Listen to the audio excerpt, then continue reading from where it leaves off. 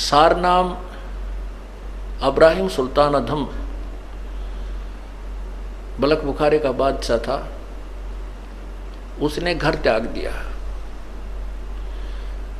परमात्मा ने कहा था बेटा जा बेशक तो अपना राज्य भी कर, भक्ति कर। तो उसने कहा नहीं पिता, नहीं परमात्मा, अब तो बच्चे संभाल लेंगे, वो सियाने हो गए, अब उस नरक में नहीं जा सकता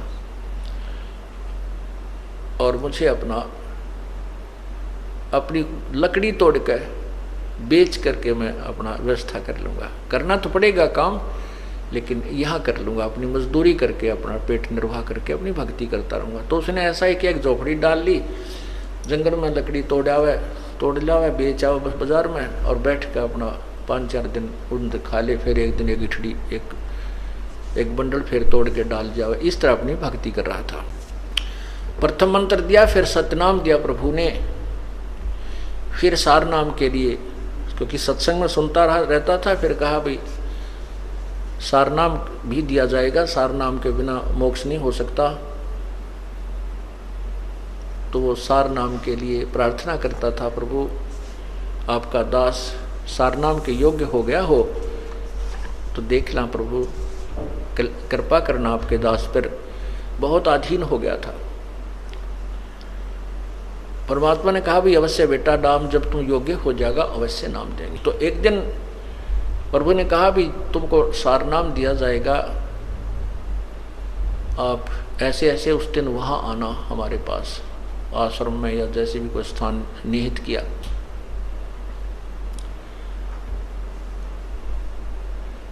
अब उधर से परमात्मा ने अपनी एक शिष्या से कहा बेटी, क्योंकि जहाँ परमात्मा रहते थे, क्योंकि सतगुरु ना जाने कितनी बार आए हुए हैं, वो केवल कबीर नाम से प्रकट हुए हैं, कति आम सामी तो अब मैं भगवान हूँ और वो सारा अन्य उनमें भी आए हैं और कुछ दिन अतिथि रूप में रहे हैं। उनके विषय में कोई ये नहीं बता पाया कि ये कौन थे, कहाँ के रहने वाले थे। प्रश्न करा करते थे भी आप कौन हो, कहते संतों के बारे में ज़्यादा नहीं खोजबीन नहीं करनी चाहिए। इस तरह वो गुप्त रूप में काफ़ी समय तक 10-20 वर्ष 50 वर्ष कहीं रह जाते थे, फिर चले जाते थे, अपने अन्य रूप बना कर भी आते रहे।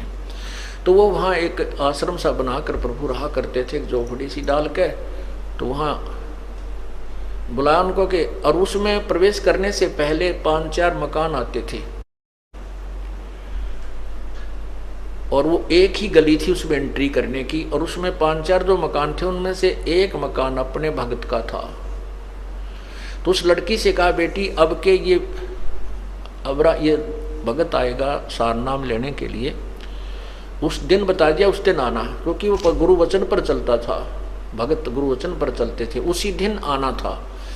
परमात्मा ने कहा बेटी अब ये ऊपर से आए ना, यहाँ तेरे मकान के नीचे से गुजरे तो इसके ऊपर एक बाल्टी गारा के कीचड़ की, पेशाब पशु भैंसा का, पशुओं का, गायों का, बकरियां का गोबर गार मिलाकर इसके ऊपर ओझ दिए, ऊपर तक उलेट देना। और इसकी फिर क्या प्रक्रिया हो, इस गारा के मिट्टी के कीचड़ के डलने के उपरांत इसकी क्या प्रक्रिया हो वो मुझे बताना, यो तुझे कैसा व्यवहार करे। तो उस लड़की ने ऐसा ही किया। इब्राहिम सुल्तान जी आ रहे थे, ये बल्ख बुखारा के बादशाह थे जिन्होंने राज रूज त्याग करके अपना एक साधारण से व्यक्ति का जीवन जी रहे थे, भक्त का। अब जैसे आपको बताया था कि विकार मरे मत जानियो जो भूबल में आग, बहुत अधीन था, नम्रता भी बहुत थी, आता था सत्संग में जब भी जी साहब जी सर। अब ये तो परीक्षा होगी जब पता चलेगा हम कितने नम्र हैं, कितना क्रोध और काम और लोभ त्याग गया है, जब सामने चीज होगी जब पता चलेगा। तो वो आ रहा था, उस लड़की ने वो एक काम किया, ऊपर तक वो पूरी बाल्टी ठोक दी उसके ऊपर, और तब उसने नुकती ला करके देखा ऐसे, तो बहुत गुस्से में कहने लगा कि यदि आज मैं राजा होता तुझे वो सजा देता दुनिया देखती। तेरी आंखें फूट गई हैं क्या, आते जाते नहीं दिखाई देते तुझे। अब वो लड़की थोड़ी सी देर के बाद नहा धो कर अपने वहाँ भी पहुंच गई आश्रम में। तब पूछा बेटी वो किया आपने फार्मूला प्रयोग? बिल हाँ जी किया। तो क्या क्या प्रतिक्रिया हुई भक्त की। उसको नहीं पता था कि ये कभी राजा भी था, लड़की को नहीं मालूम था कि ये राजा था, क्योंकि वो नहीं बताता था। तब उसने पूछा, लड़की ने अपने परमात्मा से, गुरुदेव से, कि हे भगवान, क्या ये राजा था?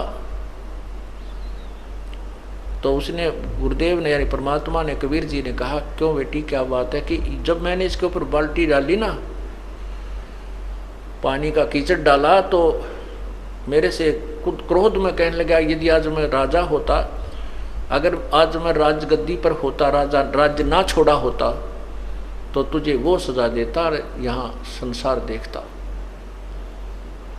बेटा बेटी बस यही देखना चाहूँ था मैं, इसकी नब्ज देखना चाहता था, ये तीसरे नाम के योग्य हुआ है कि नहीं। ठीक है बेटी, राजा था ये, और बहुत बड़ा राजा था, इसने बहुत ही कुर्बानी की है। तब वो सत्संग के उपरांत जब भी गुरुजी विराजमान हुए आसन पर और कहा भी आ जाओ जिसने सार नाम लेना है, वो उठकर गया, प्रार्थना की कि आपका दास सार नाम के योग्य हो गया हो तो दया करियो प्रभु। तो परमात्मा ने कहा, नहीं बेटा, अभी तू राजा है, भक्त नहीं बना है। वो कहता, नहीं गुरुदेव, नहीं, मैं तो बिल्कुल आपकी कृपा से, आपके कहने से ही उसी दिन से राज को त्याग दिया है मैंने। परमात्मा बोले, नहीं, मैं जो कह रहा हूँ वो सही है, तू राजा है। और फिर कहता, नहीं जी आप, नहीं जी बिल्कुल नहीं। तो कहते हैं, गुरु के सम्मुख वचन नहीं कहे, सोच से रहनी गहनी सुख लय। यह भी उसकी कमजोरी थी, ये कहना कि नहीं जी नहीं जी, जो गुरु जी कहे कहा जी जरूर, कोई उसको गहराई से सोचे कहाँ बोल रहे हैं संत। तो परमात्मा ने कहा, जा बेटा, 1 वर्ष के बाद उस दिन आना, बस ज्यादा नहीं। तब वो चला गया। वो सोच गया, वही बात कोई गड़बड़ जरूर हुई है, गुरुजी ने मुझे ऐसा कैसे कहा। फिर अपने अंदर टटोला, झांक गया, अपने अंदर झांका, वो मेरे से ऐसी कौन सी गलती हुई, मैंने ऐसा कौन सा काम कर दिया, ऐसी क्या बात हुई। खूब सोचा साची करता करता, कभी ना कभी तो दिमाग में आती है वो गलती की, सामने तो आवेगी घूम फिर के। तो उसके मन में आया, हो ना हो उस दिन उस बहन ने कीचड़ डाला था, कहीं मैंने उसको कुछ कह दिया। फिर उसने सोचा गुरुजी को क्या पता, फिर वो काल घुमा दे। कहने का भाव यह है, 1 वर्ष में उसको इतनी तड़फ लगी सार नाम प्राप्ति की, और ज्यादा तड़फा, रोया, ये भगवान मैं पापी आत्मा हूँ, जिस परमात्मा के पाने के लिए मैंने घर भी छोड़ा, सब कुछ त्याग दिया, और वही नहीं मिला मुझे नीच को, तो ये जीवन व्यर्थ हुआ। तो बहुत विनम्र हो गया, अंतःकरण के अंदर बहुत ज्यादा विनम्रता, रोने से परमात्मा की ज्यादा भक्ति की। 1 वर्ष के बाद वो फिर उस दिन, निर्धारित दिन को आया। तो परमात्मा ने कहा, बेटी आज फिर वही फार्मूला करना इसके ऊपर, और इसकी प्रतिक्रिया बताना मुझे। दूसरी बार जब वो आया, बल्ख बुखारे का बादशाह उसी स्थान से गुजर रहा था, उस लड़की ने ऊपर से उसी प्रकार वह कीचड़ डाल दिया। तब वो कहता है कि, तो वो लड़की कहती है, भाई साहब मैंने दिखे को नहीं, आप दिखाई नहीं दी, माफ करना, कौन हो आप, और मेरे से गलती होगी, माफ करना। कहने लगा, बहन ये कोई बात नहीं, ये तो मिट्टी के ऊपर मिट्टी ही डाली है, ये 5 तत्वों का शरीर भी मिट्टी है, ये भी कुबाड़ा है, आपने इसके ऊपर कुबाड़ डाल दिया, कोई बात नहीं, नहीं ना धो लूंगा, क्या बिगड़ गया इन कपड़ों का। इतनी विनम्रता उसके अंदर आई। तब वो परमात्मा के चरणों में पहुंचा।